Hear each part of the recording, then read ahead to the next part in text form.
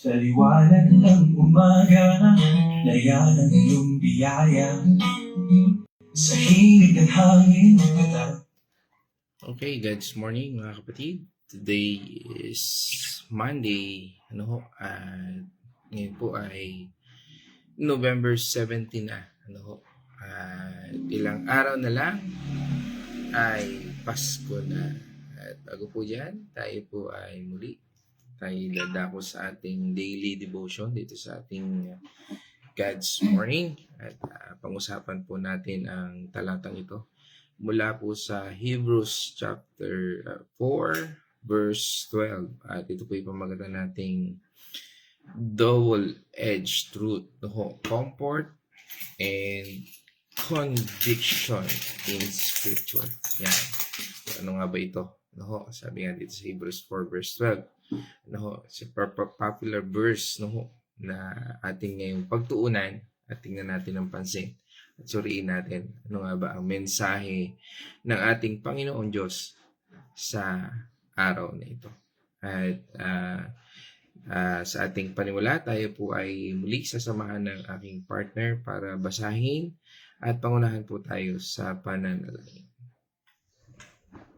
God's morning mga kapatid, tayo po ay babasa mula sa mga taga-Hebreo 4 verse 12. Ang salita ng Diyos ay buhay at mabisa, mas matalas kaysa alinmang tabak na may magkabilang talim. Ito'y tumatagos maging sa kaibuturan ng kaluluwa at espiritu, ng mga kasukasuan at buto, at nakakaalam ng mga iniisip at binabalak ng tao. Tayo po ay manalangin. Hallelujah, O Lord. Maraming salamat, Panginoon. Tunay ka pong tinataas ka po namin dito sa aming pag-aaralan ngayong umagang ito, Panginoon. Samahan mo po ang bawat isa sa amin, Panginoon. Samahan kami ng iyong banal na Espiritu upang lubusan naming maunawaan ang mga salitang ipagkakaloob mo sa amin ngayong umaga. Maraming salamat, Panginoon, sa kalakasan ng katawan at mga kagalingan na ipagkakaloob mo ngayong araw na ito, Panginoon. At ganun din po sa lahat ng makakarinig ng iyong mga salita, Panginoon, nawahi po imong puso ng bawat isa upang lubusan nilang maunawaan ang iyong mga salita, Panginoon. Maraming salamat, Lord, sa pagmamahal na ipinagkakaloob mo sa bawat isa sa amin, O Lord. At ang lahat po ng ito ay aming ipinapanalangin sa pangalan ng inyong anak na si Jesus. Amen. Amen. So, purihin natin, Panginoon Diyos. At dito po sa ating talakayan, basahin ko muna sa Amplified Version. Sabi doon, for the Word of God is living and active and full of power. It means making it operative, energizing and effective. Yun daw po yung kahulugan nun. It is a sharper than any two-edged sword, penetrating as far as the division of the soul and spirit. The completeness of a person. Sabi, and of both joints and marrow, the deepest parts of our nature, exposing and judging the very thought and intentions of the heart. Sabi nga rin, ito ay very popular, na ating nababasa, na pag-aaralan, na quote, na pakikinggan. At dito po sa Book of Hebrews, ito po ay sulat, para sa mga Jewish Christians nung panahon yon. Sabi nga ay ang mga Jewish Christians by that time ay tempted na bumalik doon sa mga old ways ng Judaism. Yun yung mga pagbalik sa mga ritual at sacrifices, etc. Maraming ritual ang Judaism. Imagine natin galing ka sa isang complicated system na maaring nakagisnahan mo nakagisnahan ng kalululuha natin, naging tradisyon na talaga matagal at mahirap. Sabihin nga, ang hirap basagin. Tapos biglang may nagsabi sa'yo na si Jesus na ang final answer. So si Jesus lang ang tanging daan, ang katotohanan.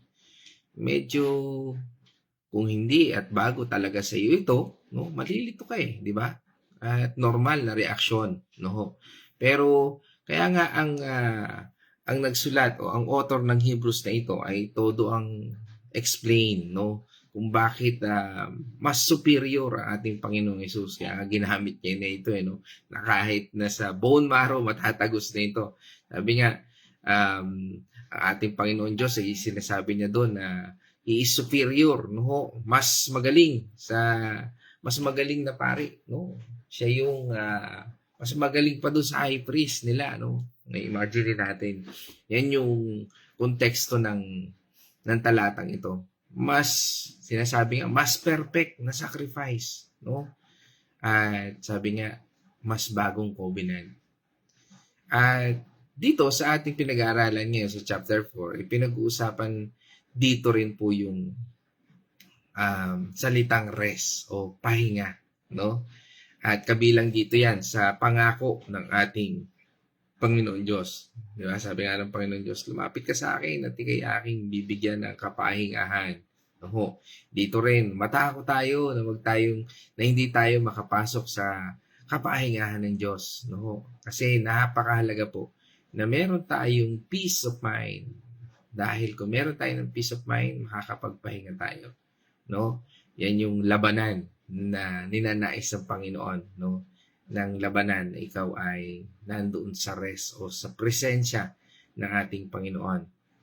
Hindi lang basta pahinga physically, no?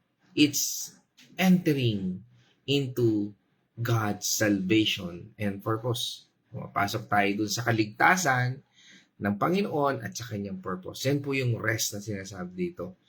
Kaya nga, may warning din po, no? Huwag maging rebellious at hard-hearted, no? O yung hard-hearted, no? Yung matigas ang puso.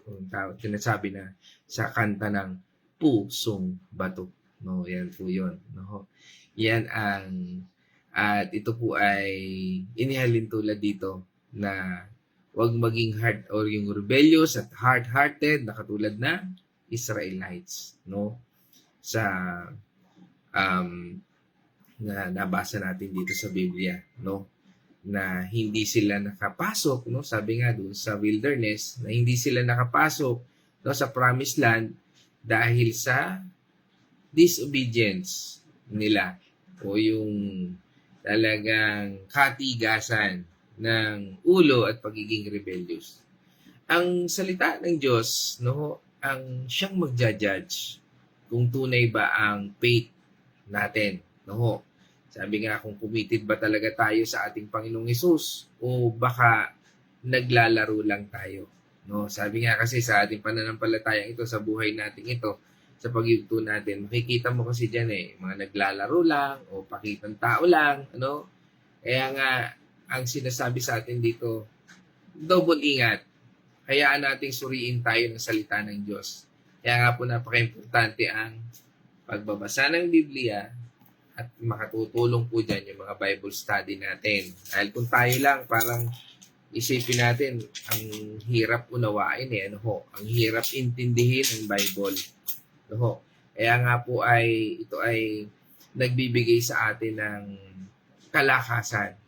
Kaya nga, double ingat. Hayaan natin na yung salita mismo ng Panginoon Diyos, di ba, pag nagbabasa tayo ng salita ng Panginoon Diyos, para bang nangungusap sa atin, alisin mo yan, baguhin mo yan, ganun ang salita ng Panginoon Diyos. Hindi ng tao, no? Hindi ng tao, kundi yung salita ng Panginoon Diyos. Kaya kung minsan, pagka napapakinggan natin yung salita ng Panginoon Diyos, no? Huwag nating isipin, ay, ito ay para kay ganito, ito ay para kay ganon. Isipin natin, para ito sa atin. Dahil binabago tayo ng Diyos. Kaya nga, doon sa ating talatang binasa, sabi doon sa Amplified Version na binasa natin, sabi doon, living and active. Ibig sabihin doon sa buhay at aktibo. Nabasa rin po yan ng ating tagabasa kanina sa MBB version. At sabi nga, itong living and active na ito, o yung ang salita ng Diyos, ay hindi lang basta text, o yung word na nababasa natin, o masasabi natin, o rules, Ito yung rules and regulation, No? Parang ano po yan? Parang isang tao na may kapangyarihan na nangungusap sa atin. It's a living, no? Yung buhay, no? Nangungusap siya. Kasi hindi siya outdated, no? Ito lang yung bagay, no? Na hindi outdated. Ito yung in all season napapanahon. Kaya mapapansin natin kahit na magbago man ang tema ng mundo, tumanda man ang tao, tumanda man ang mga bagay, mawala man ang mga bagay, nananatili pa rin ang salita ng Panginoon Diyos. It means it's still relevant kahit sa kasalukuyan o kahit sa anumang panahon. Hindi lang siya kwento ni Moses, ni David, o ng ating Panginoong Hesus.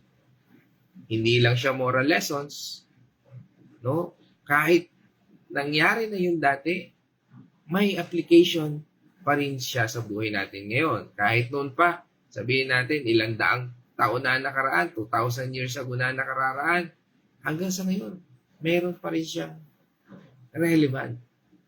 Meron pa rin siyang kaugnayan sa ating pamumuhay ngayon. Parang sinasabi dito, hoy! Sabi ni Ted Filon, hoy! Gising! Ano? Sabi nga, may relevance pa rin ito sa iyo. Itong salita ng Panginoon Diyos. Ito ay kaugnay pa rin sa pangyayari sa buhay natin. Remember, nung nilikha ng Diyos ang mundo, sinabi niya doon sa Genesis 1:3, magkaroon ng liwanag. And boom, magkaroon ng liwanag. Ganun po ang makapangyarihan ng ating Panginoon Diyos. Ganun din ang salita ng Biblia ngayon. No, may power siya. Nagkikreate siya ng bagong hope, bagong faith, at bagong direction sa buhay natin. Hindi siya one-way communication lang. Kapag binasa natin ang Bible, no, nakikipag-usap tayo sa Diyos. Sabi nga, ito ay nagko-correct sa atin, nagko-comfort, at nagga-guide. Depende sa need natin o sa mga message niya sa atin. Sabi nga doon from the very first part, sabi niya rin doon, he is active, no? Kanina, he is alive, no? He is active. Aktibo ito. Gumagana siya sa buhay natin. Nagko-correct, nagtuturo, at nagbabago sa puso natin. Di ba sabi nga sa atin ng ikalawang Timoteo at Kapitulo 3, talatang 16, no? Ang sabi niya po doon ay,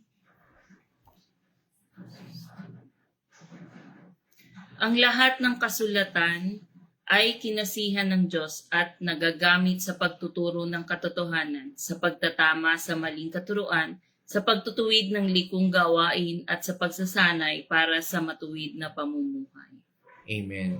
Sabi nga nila doon sa Amplified Translation, no, God breathed, no? Ito po ay hiningahan ng Diyos. No? Ito ay naging buhay. Bagamat parang sandali, hindi naman siya, pero mapapansin natin, di ba? Pag binabasa natin, talagang nangungusap siya eh. Ito pala yun, nangyari na rin ito sa buhay natin. Mapayara na lang kung hindi ka nagbabasa ng Biblia, no? O hindi ka na-attend ng Bible study. Hindi natin makikita ito.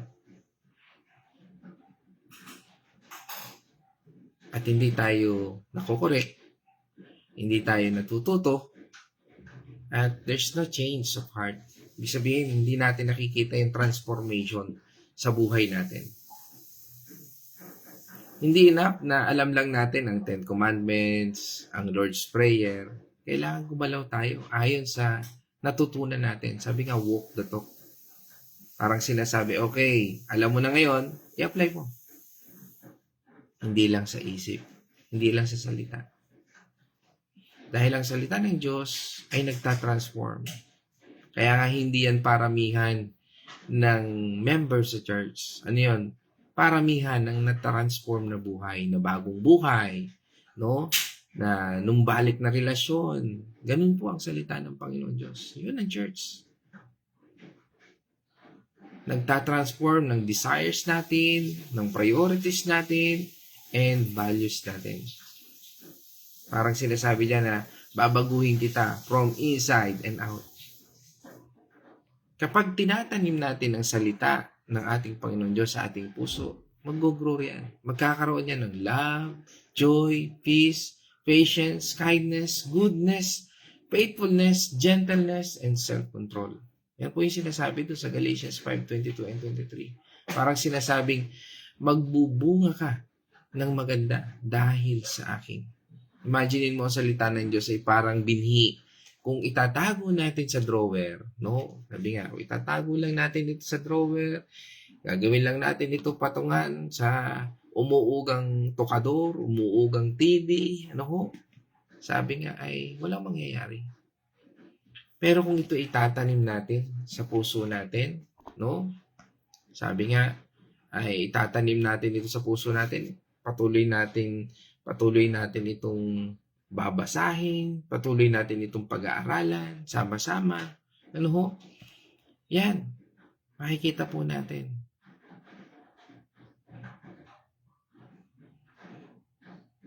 Yung sabi nga, hindi lang basta tanim, kailangan mo rin diligan. No? Yung dilig po dito na sinasabi ay sa pamamagitan po ng pananalangin. At syempre, kailangan din alagaan. It means obedience. Pagsunod. Ito yung bunga ng ating kung bakit natin sinusunod ang mga aral ng salita ng Panginoon Diyos. No? Yan po yung obedience. Yan yung pag-aalaga. Ibig sabihin, kapag patuloy tayong umaattend ng Bible study, nagbabasa ng Biblia, inaalagaan natin, umaattend ng church, ibig sabihin, yan yung obedience natin. Yan yung pag-aalaga natin dito sa ating spiritual life. Sabi nga, kung yan ay inaalagaan natin, lalago yan at magbubunga. Kaya nga po ito ay alive and active. Buhay at aktibo. Kasi yung binhi, ganun din po ang salita ng Diyos. Excuse me po. Ang living and active ay hindi lang description. Sabi nga, ito ay invitation.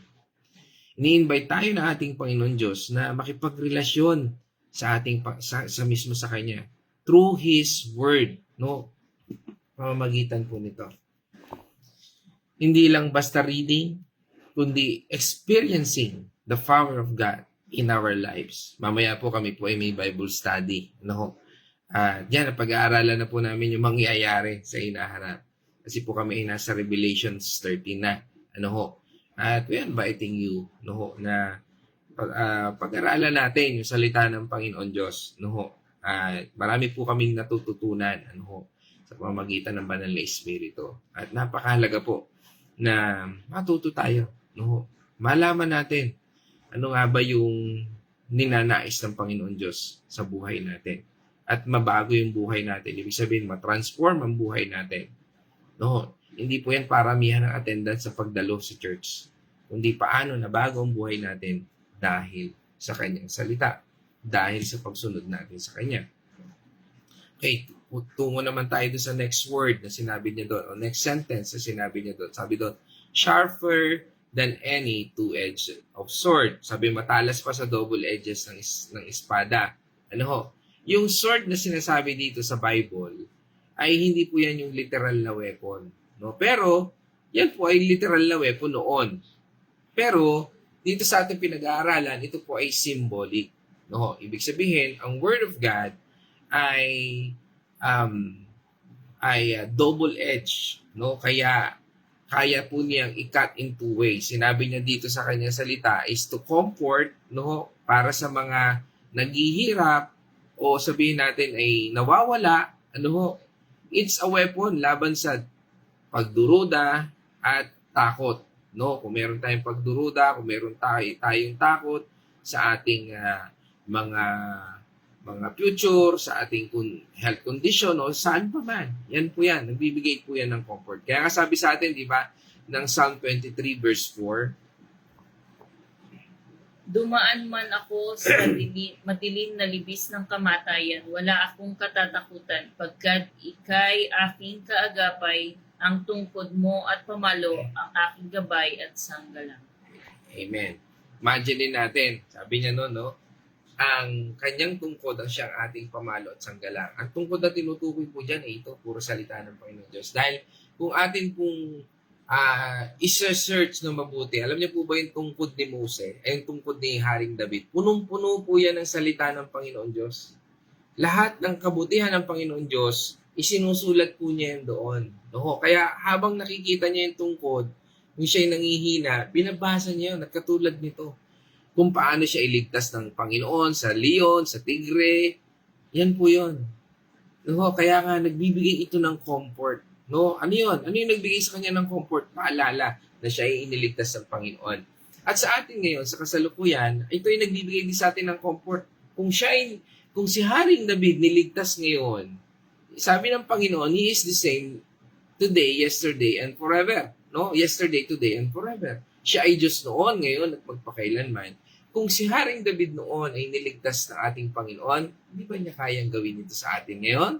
Yun yung katanungan doon. Kaya ito yung nagbibigay sa atin ng comfort. Pwede niya tayong pagalingin in a blink. Panay. No? Kaya niyang gawin yun. Pero, sabi nga, kinakailangan munang manahan sa atin, manatili sa atin ang kanyang salita. Again, hindi rin po ito nagbibigay sa atin ng condemnation, pero conviction. Hindi para i-condemn tayo na, kaya nangyayari sa buhay mo yan. Kasi hindi ka nagbabasa ng Biblia. Hindi ka kasi sumusunod, hindi ka umaattend ng Bible study, kaya nangyayari sa buhay mo yan. Ano gusto ng Panginoon? Conviction. Hindi condemnation. Ay, sige nga Lord, susundin ko na ito kasi na-condemn ako eh. Hinuhusgahan ako na, ay mga kapatid, hindi po ganun. It's a conviction. Kailangan meron kang kalayaan na umattend ng Bible study. Kaya hindi mo pwedeng sabihin sa kapatid mo na kaya nangyayari sa buhay mo ay dahil sa mga bagay nito. Pero, sinasabi ito in katotohanan para magkaroon ka ng conviction, hindi condemnation. Malinaw po ba? Parang maging complicated yung bagay na yun, yung conviction at condemnation. Kasi bakit? The real truth is kinakailangan makonvict ka. Kasi kahit anong gawin mo sa isang tao, kahit anong pangaral mo sa kanya, without the conviction, condemnation lang lagi, lalo siyang lalayo. Ibig sabihin, pag ang isang tao napipil niya at hindi siya umaattend ng mga Bible study, ibig sabihin, merong condemnation. Naintindihan? Nakukondemn siya, kaya lumalayo siya sa Panginoon. Pero pag nakonvict siya, ano mangyayari sa kanya? Ay, oo nga, no? Nagkakaroon ka ng realization. Pinakikita lang natin ito sa analogy. Di ba? Pag ikaw ay hindi umaattend ng Bible study, parang nakukondemn ka. Mahirap nun kasi parang tinatamaan ako eh. Ayokong umattend. Ibig sabihin, ang take mo dun sa word is condemnation. Hinuhusgahan mo yung sarili mo. Pero, kung ang take mo dun is conviction, nagpapasalamat ka, Lord, oo nga, no? Tama ito. Paano pa kita makikilala? Paano ko pa mababago ang sarili ko? That's conviction. Yun po yun. Kaya mapapansin natin sa buhay ng isang tao, hindi natin sila dapat i-judge. Kasi sila yung nag-judge sa sarili nila. The reason why kung bakit hindi sila umaattend ng Bible study, the reason why kung bakit hindi sila nagbabasa ng Bible, the reason why kung bakit kulang ang prayer time nila is because they feel condemned. Nasa kanila yung condemnation. Kaya nga, ang salita ng Panginoon Diyos, the church itself, is kinakailangan natin, i-convict sila. Magkaroon sila ng conviction. Hindi condemnation. Na mahal ka ng Diyos, balik ka lang sa Panginoon. No? Hindi, wag natin pag-usapan yung nakaraan mo, pag-usapan natin yung plano ng Diyos sa buhay mo yun. And that's conviction. Sabi nga, para sa mga nagkakasala, it's a mirror na nagpapakita ng hidden sin. And that is conviction. Sabi nga sa atin, di ba, ng John 16 verse 8, Pagdating niya ay kanyang patutunayan sa mga taga-sanlibutan na mali ang pagkakilala nila tungkol sa kasalanan, tungkol sa pagiging matuwid at tungkol sa paghatol ng Diyos. yan. Yun po yung sinasabi natin. Dahil pinapaliwanag ng Panginoon, minsan, mali di ba? Kaya nga minsan, di ba, pagka nag-invite ka, pag nag-invite ka, bro, attend ka naman sa Bible study. Bro, attend ka naman sa church. Bro, attend ka naman. Tayo? Fellowship tayo. Pag-usapan natin ng Panginoon. Hindi pa kasi ako handa eh. Kasi ang dami ko pa nagagawa ng kasalanan. And that is the wrong thing. Kasi nga, hindi nila naiintindihan yung meaning nito. Kasi ang Lord, ang gusto niya, maging tapat tayo sa Kanya kahit makasalanan tayo. Yan yung gusto ng Panginoon, yung conviction na yan. Sa panahon noon, ang two-edged sword, ay high-tech weapon noong panahon na yon kasi wala pa namang Wala pa naman nun mga Scud missile, mga weapon na wala pang gano'n. No? Kaya ang pinakang high-tech noon, yung double-edged sword. Pag dalawang talim, grabe yung sword mo, high-tech, no? Hindi lang pang depensa, no? Kundi pang opensa rin. Ibig sabihin, kayang sumaksak at pumutol kahit saang direksyon. Kaya po naging high-tech by the time, no? Hindi, pero sabi nga po, hindi ito basta-basta ginagamit. Kasi nga, double-edged sword, kailangan ng skill para gamitin ng tama. Ano ho? Kung mali ang pagkakagamit, ikaw pa rin na masasaktan. Katulad po ng Word of God. No ho? Kung mali ang pagkakaintindi natin, ikaw talaga masasaktan dyan. Hindi ibig sabihin na mas matalas to kaysa samurai sword. Hindi po yun yung isang literal na meaning niyan. No ho? Kundi sabi nga, ang pinupunto po dito ay ang kakayahan nitong tumagos ng mas malalim. Mas malalim pa kahit sa mga physical na pagkakaintindi natin dito. Kaya nga po ang salita ng ating Panginoon Diyos ay kayang tumagos sa mga layers ng pagkatao natin na hindi kayang abutin ng kahit sino o ng anong paman. Parang x-ray vision po yan na nakikita ang loob ng puso at isipan natin. Alam niya ng Panginoon Diyos kaya hindi natin kaya magtago eh. Kasi mga Panginoon Diyos nakikita na niya kung gaano tayo makasalanan, kung gaano tayo kasinungaling, kung gaano tayo karumi. Alam niya ng Panginoon Diyos. Kaya nga sabi ng Panginoon Diyos, kahit na alam niya, lumapit ka sa akin. Bakit? Kasi alam niya mabibigatan ka eh. Kayang ipakita, no? Ng Bibliyang ito, yung itinatago nating motibo, insecurities, fears, sins, yung mga bagay na ayaw nating aminin kahit sa sarili natin. Again, hindi para i-condemn tayo, kundi para ipakita sa atin kung ano yung tama at mali, kung ano yung nakasisira sa atin at kung ano yung makabubuti sa atin. Parang ipinakita na sa iyo ng Panginoon Diyos na masisira ang buhay mo dyan, pero ginagawa mo pa rin. Kaya nga po, idinidivide yan ng Lord. Sabi sa ating talata, di ba? Idinidivide ito ng Lord. At ito yung pinaka-challenging sa buhay natin. Kayang paghiwalayin ng ating Panginoon Diyos yung soul. Ibig sabihin ng soul, yung kaluluwa, yan yung ninanais mo. Yan yung nagbibigay ng ligaya, saya, lungkot, yan yon. That is soul. At spirit, yung espiritu natin. Ito naman yung espiritu natin na siyang banal, binuhay ng Diyos. Yan po yun. Kasi dati po yung espiritong yan, patay.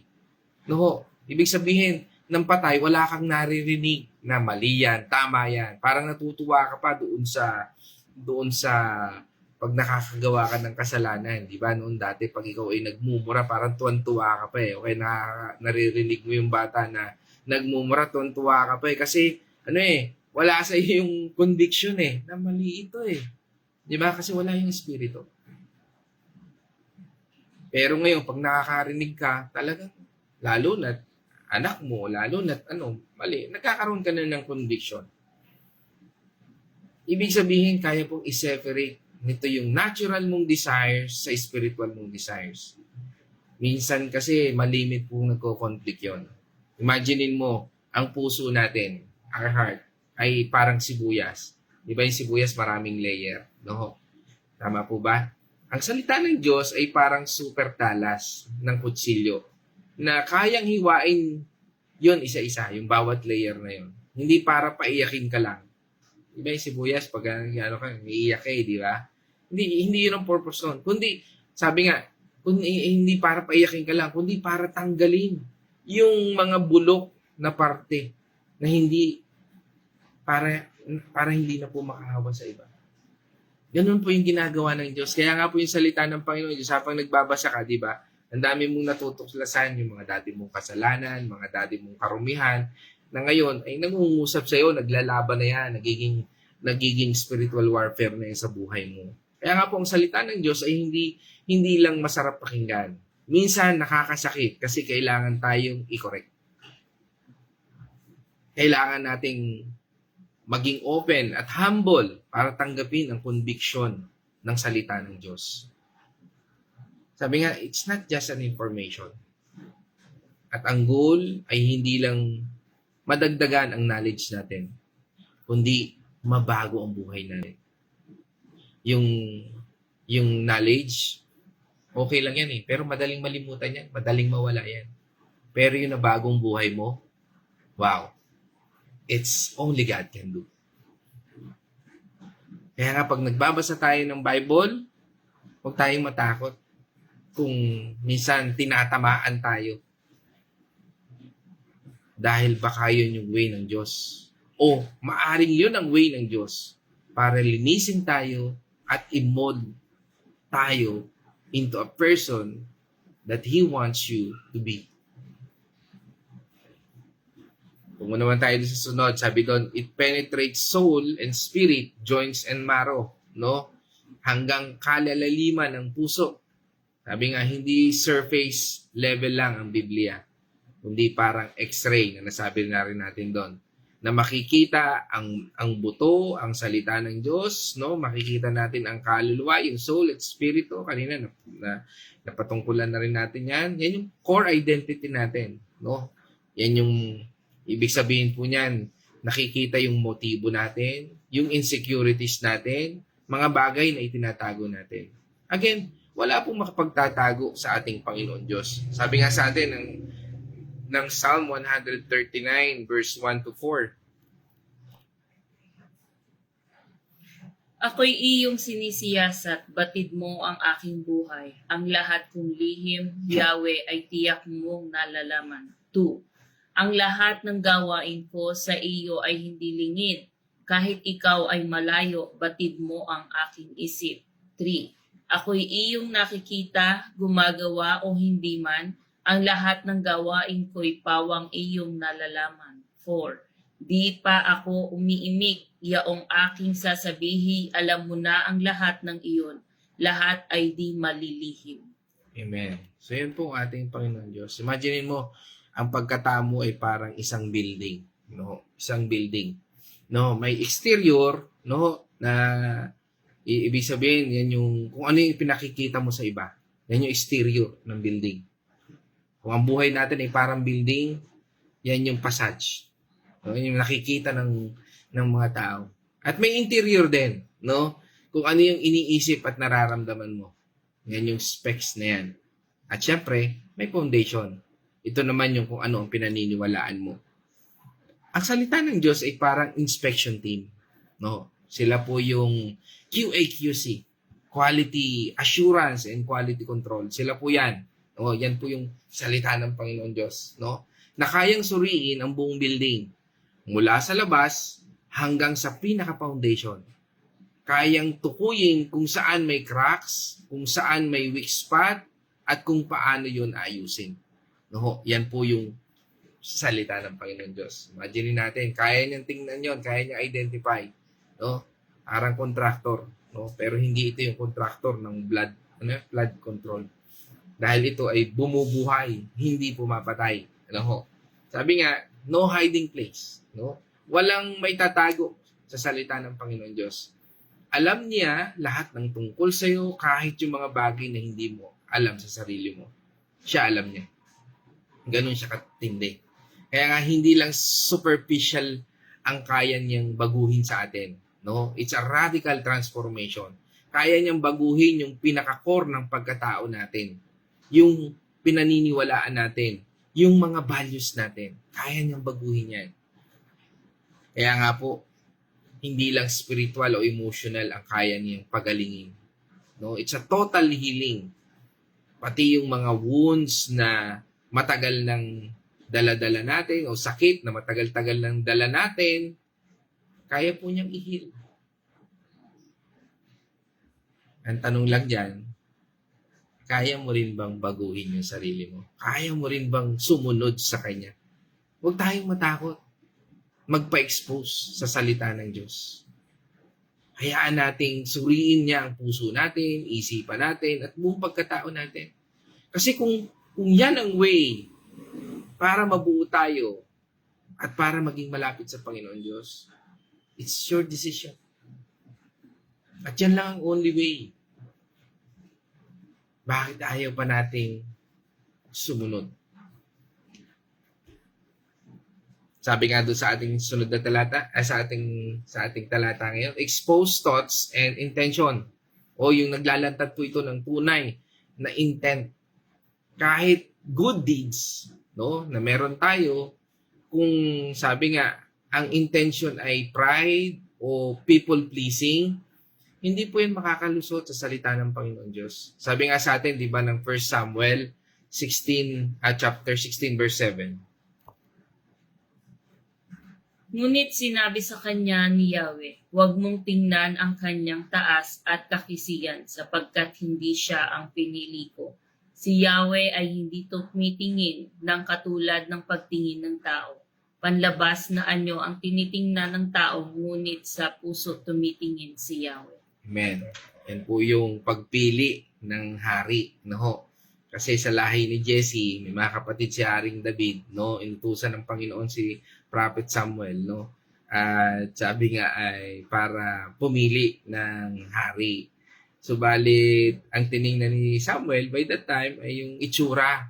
Pero kaya dito sinabi ng Panginoon, wag mong tingnan. Ang tinitingnan ng Panginoon, yung puso. No? Yung puso. Kaya nga, nung tinanong niya si Jesse, meron ka pa bang anak? Oo, nandoon sa pastulan. At nung pinuntahan niya, no, doon, nang-usap ang Panginoon niya na yun. Minsan kasi sa pagpili, akala ng Panginoon Diyos tayo mamimili. Akala natin tayo mamimili. Hindi. Laging may conviction ng Lord. O yan yun. Kaya mapapansin mo, di ba, may mga bagay, minsan pagpili mo, pag yan talaga'y kalooban ng Panginoon Diyos, meron kang parang gaan-ganang, parang yung sinasabi, parang gaan-ganang pakiramdam ko sa taong ito, di ba? Yan yun. Ganun po ang sinasabi ng Panginoon sa atin, no? At dito sa ating talata. Pero, hindi, para ito po ay, minsan kasi, kaya tayo natatakot na umattend ng Bible study, minsan kaya tayo umattend ng church, o magbasa ng Biblia, ay minsan iisip natin para ipahiya tayo nito. Kasi di ba, minsan pag nagbabasa tayo ng salita, parang ako ito parang ayoko nito. Kasi ayaw nating mabago di ba? Ayaw nating baguhin tayo. No? Pero tandaan po natin, ang Word of God ay hindi para ipahiya tayo. No? Kundi, lagi nating tatandaan, ang pinakang purpose ng Biblia, kapag nararanasan natin yun, is para mag-repent tayo at mag-transform tayo. Para mabago yung buhay natin. Kaya nga sabi doon, to repent and to transform. Yan po ang mahalagang bagay sa buhay ng isang Kristiyano. No? Hindi para dumami lang yung mga may bagong sasakyan ka na naman, may bagong bahay ka na naman, o nag-abroad ka na naman, ganito. Hindi po ganun yun. Kundi magkaroon tayo ng repentance and transformation. Nabago yung buhay natin. Sabi nga sa atin, di ba? Malimit nating napapakinggan yung Romans 12 verse 2. Alisin ko lang itong At may mga nagme-message po. Romans 12 verse 2. Huwag kayong makiayon sa takbo ng mundong ito. Mag-iba kayo sa pamamagitan ng pagbabago ng inyong pag-iisip upang maunawaan ninyo ang kalooban ng Diyos, kung ano ang mabuti, kalugod-lugod at ganap na kaloob niya. Amen. Sabi nga, yan po yung laging ninanais ng Panginoon para sa ikabubuti natin. Di ba? Sabi nga doon, do not conform to the pattern of this world, but be transformed by renewing your mind. Imagine natin yung isip natin, yung puso natin ay parang isang hard drive, no, sa computer. May mga files ka doon. Ito yung, sabihin, yung mga files natin diyan. Yan yung mga iniisip at mga memories natin. At may mga programs ka din doon, no? Yan yung mga habit natin o tendency natin o mga nakagawian nating mga bagay o mga routines natin, no? Ang salita ng Diyos ay parang antivirus, no? Antivirus software, no, na kayang i-scan ang buong hard drive mo, no? O yung ating isipan, motives natin yan. Kayang tukuyin, no, ng virus na ito, o kayang tukuyin ng salita ng Panginoon Diyos ang mga virus na ito. Yung mga maling iniisip natin o yung mga intention natin, mga maling intention. At kayang tanggalin ng Panginoon Diyos para hindi makasira sa system natin. Di ba? Pagka may virus yung ating computer, bumabagal. Ganon din sa buhay natin.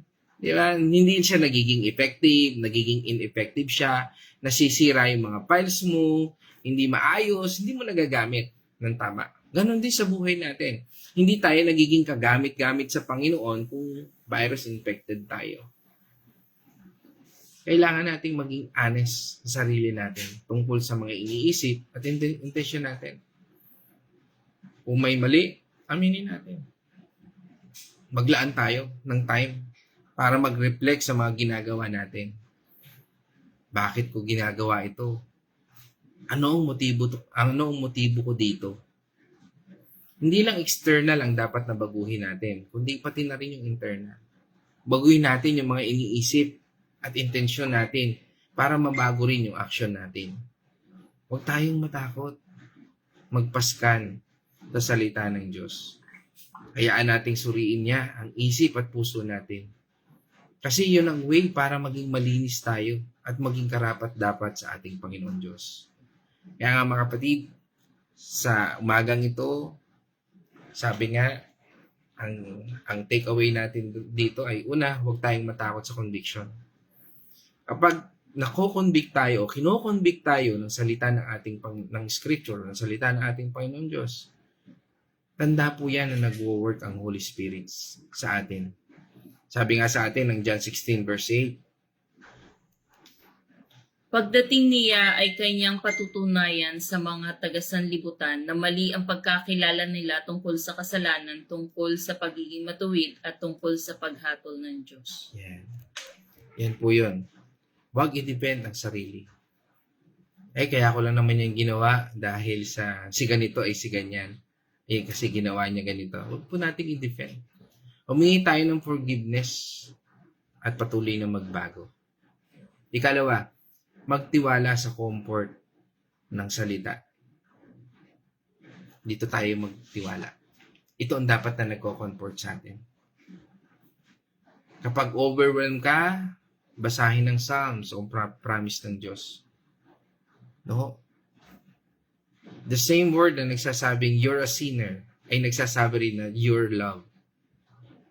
Kaya lagi nating tatandaan ang salita ng Panginoon Diyos ay hindi siya magbibigay sa iyo ng ikasisira mo. Di ba sabi nga sa atin sa Romans 5 verse 8? Ngunit ipinadama ng Diyos ang kanyang pag-ibig sa atin nang mamatay si Kristo para sa atin noong tayo'y makasalanan pa. Yun.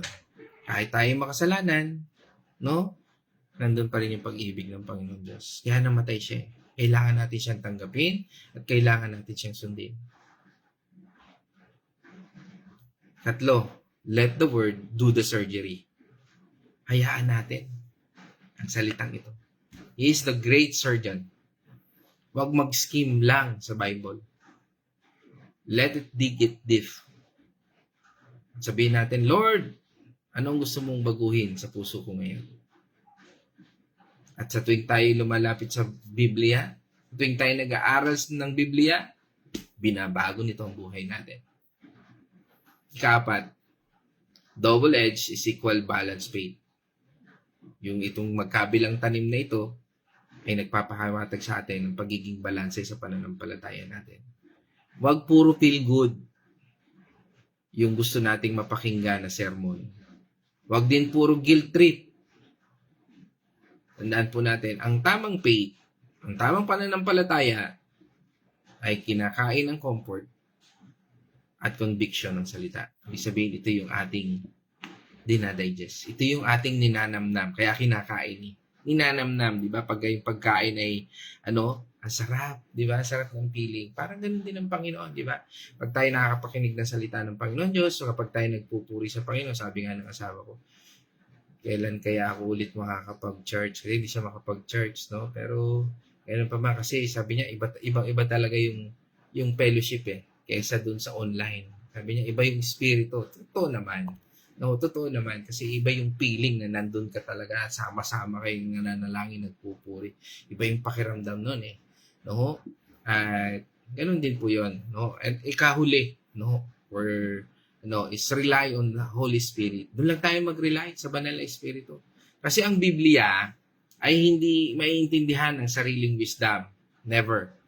Hindi po yan. Kahit gaano ka pa kagaling. No, hindi yan. Only through the Holy Spirit. Kaya nga sabi sa atin ng 1 Corinthians 2 verse 14. Sapagkat ang taong di pinananahanan ng Espiritu ay ayaw tumanggap ng mga kaloob mula sa Espiritu ng Diyos, Para sa kanila, kahangalan ang mga iyon at di nila nauunawaan sapagkat ang mga bagay na espiritual ay mauunawaan lamang sa paraang espiritual. Yan. Yan po yun. Mauunawaan lang natin yan sa paraang spiritual. And one of the spiritual na masasabi natin is through prayer, through Bible study, pag-attend natin ng pagbabasa natin ng Biblia, at pakikinig natin ng salita ng Panginoon Diyos. Yung pag-attend natin ng church. Yan po yun. Kaya nga po, pray before reading. Pag tayo nananalangin, di ba? Pag tayo ma-attend ng Bible study, nandyan yung pananalangin. Bakit? Because Holy Spirit ang siyang maggagabay sa atin. Only the Holy Spirit will teach us. Katulad nito, only the Holy Spirit can explain sa bawat isa sa atin kung ano yung mensaheng ito na pinag-uusapan ngayon natin sa Hebrews 4. Siya lang po yun. At siya rin yung nangungusap sa atin. Maaring ako'y ginamit na daluyan lang ng Panginoon, pero the real truth is, ang Diyos pa rin talaga ang mag-co-convict sa atin, ang siyang magta-transform sa buhay natin that will lead us to repentance. Kaya mga kapatid, dito ako pong tatapos. Tandaan po natin, ang Biblia ay hindi lang libro para sa church. Parang spiritual MRI po ito. Minsan masakit, pero kailangan para gumaling tayo. Kung tinatanggap natin ang comfort at conviction nito, magiging buo ang faith mo o ang faith natin. Purihin natin Panginoon Diyos, mga kapatid. At ngayon naman tayo ay dadako sa Venice Reflection. God's morning muli mga kapatid at tayo po ay dadako sa reflection po naman. Dito po sa ating napag-aralan sa Hebreo 14:12, ang salita ng Diyos ay buhay, ay may kapangyarihan, mas matalas pa ito kaysa espada na may 2 talim, umaabot ito sa kaibuturan ng ating puso at isip. Nakikita nito ang ating iniisip at gusto. Ang ibig sabihin po nito, ang salita ng Diyos ay hindi basta-basta lang, hindi just lang. Just. Basta-basta. Basta-basta lang. Ito ay may buhay at kaya nitong baguhin. Kaya nitong ipakita ang ating mga pagkakamali at ituro ang tama. Kayang-kaya po nitong salita ng ating Panginoon na baguhin ang bawat isa sa atin kung ito lamang po ay ating iintindihin at uunawaan natin. Kaya bago po tayo, di po ba sa umpisa, tayo ay nanalangin, tayo humingi sa ating Panginoon ng gabay ng Espiritu Santo upang maunawaan nating mabuti itong mga salitang ito. Ito po ay parang salamin na nagpapakita ng ating tunay na sarili. Di po ba pag nakatingin tayo sa salamin, nakikita natin ang sarili natin kung maayos o hindi. Kaya naayos natin or naalis natin kung meron man tayong dumi o hindi maayos sa ating mukha. Hindi tayo titigil hanggat hindi natin nakikita na maayos at presentableng tingnan. Kahit tingnan ng iba, confident ka na maayos ang sarili mo. Sa tulong po ng salita ng Diyos, kaya nating magbago at lumago sa ating pananampalataya. Kaya basahin po natin at pag-aralan natin ang salita ng Diyos. Hayaan natin hayaan natin itong gumabay sa atin. Kung susundin natin ito, mas magiging mabuti tayong Kristiyano at maglilingkod tayo ng tapat sa ating Panginoon. Naway ang salita ng Diyos ay maging ilaw sa atin at magdala sa atin sa langit. Ang bawat isa po sa atin ay tinatamaan itong mga salitang ito, pero kailangan po nating maging totoo sa ating sarili. Aminin po natin ang ating mga pagkakasala sapagkat doon po sa ating pag-amin ng ating mga pagkakasala, doon po tayo natutuwid.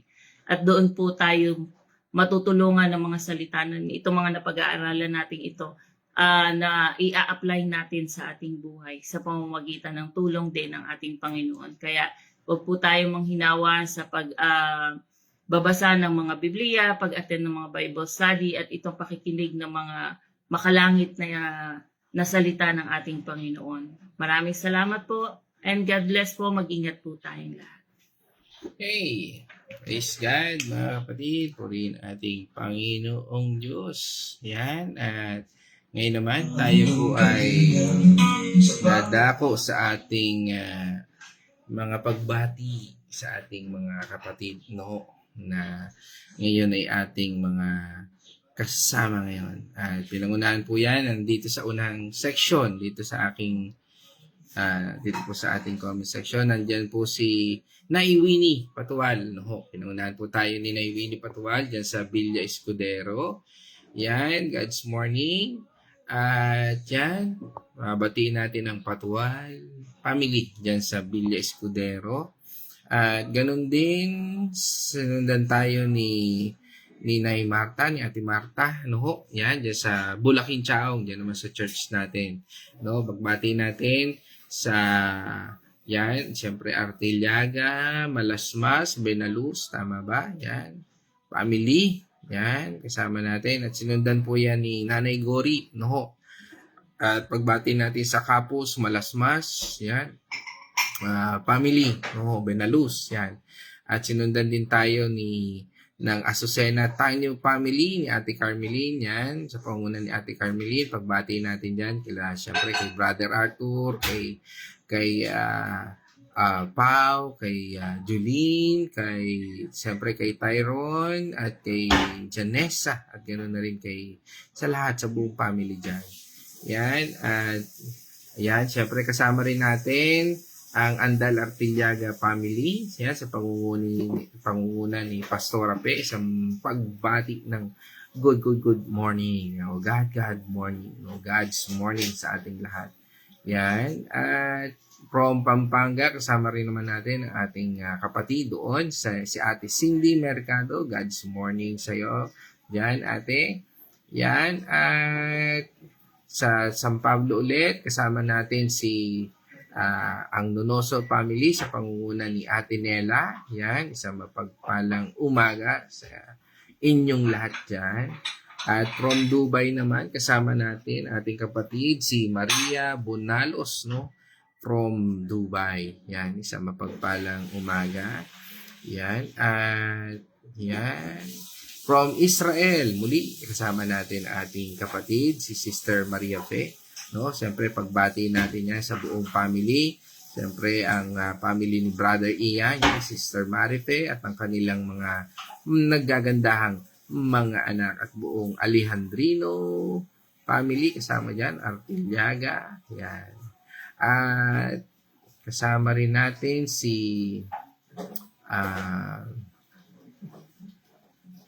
siyempre ang aking magandang nanay, yan. Ang aking mama, Corazon Gano Mercado. Yan, isang mapagpalang umaga sa iyo, ma. Yan, dyan sa Santa Rosa, Laguna. Yan. At okay.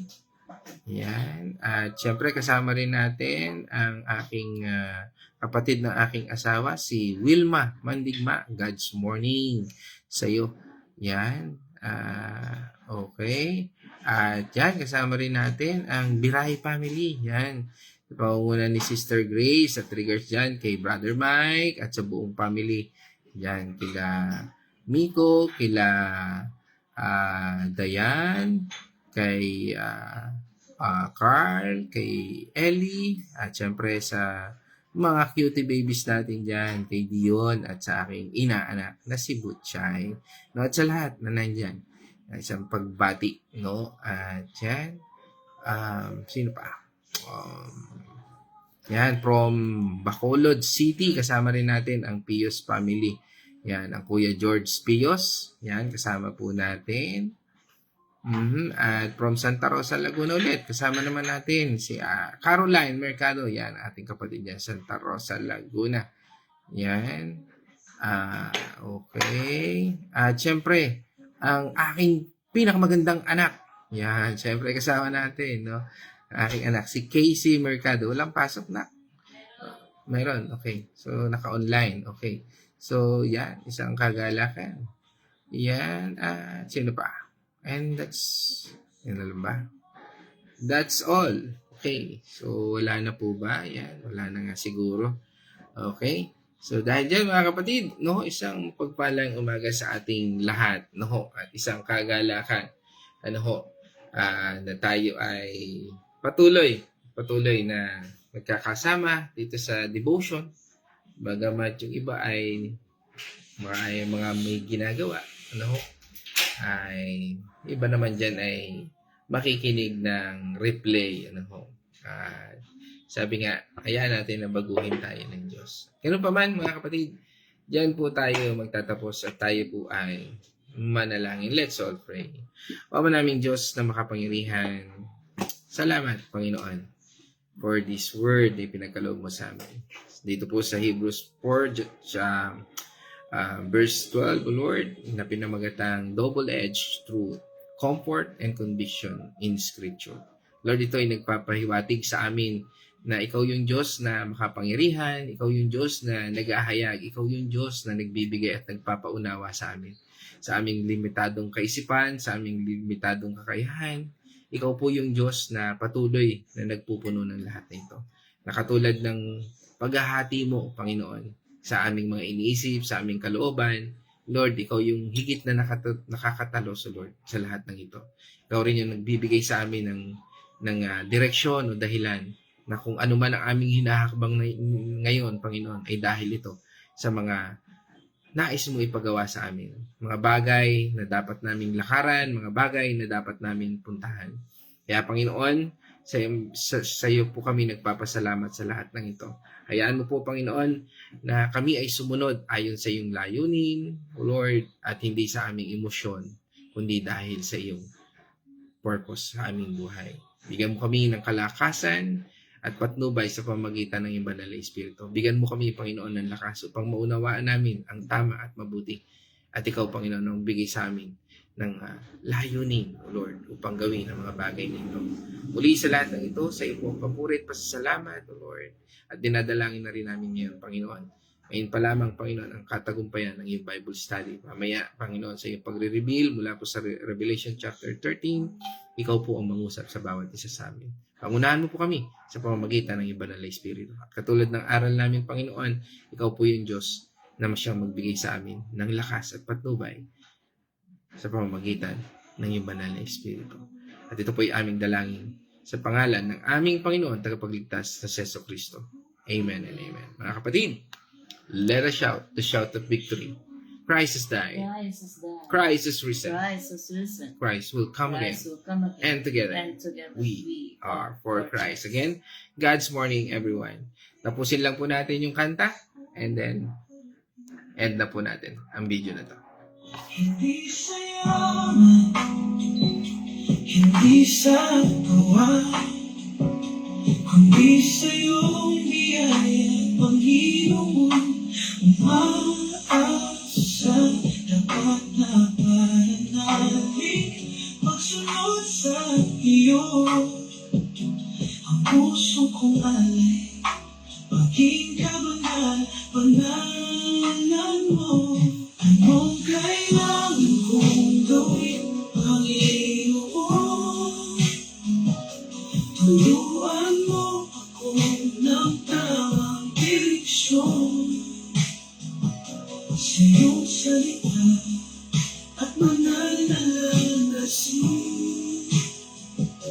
Sa iyong piling nais kong makarating.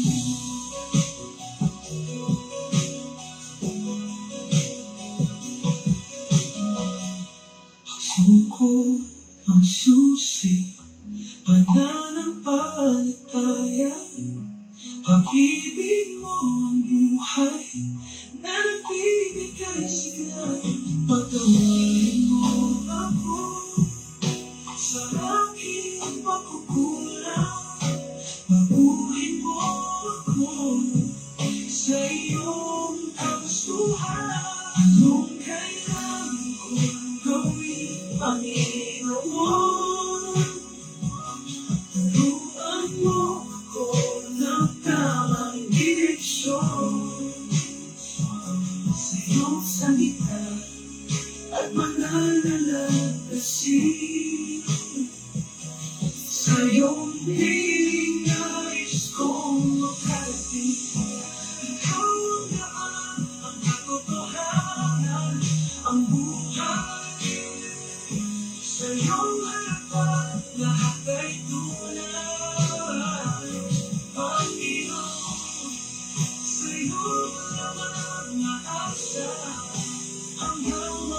Manatiling ka sa kalangitan, mapagkailanman. Masukong susi, pananampalataya, pag-ibig mo ang buhay na naging Pinoy. Panginoon, sa'yo lamang ang asa hanggang makamit